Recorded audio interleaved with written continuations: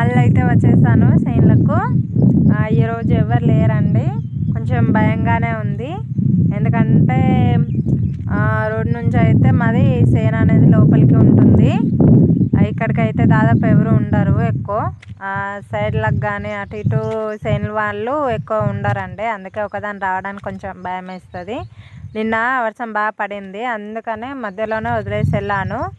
ఇంకా కొద్దిగా ఉంది, ఈరోజు వేసుకొని వెళ్తాను. ఓకే, టీ తాగారా? Okay, bye friends.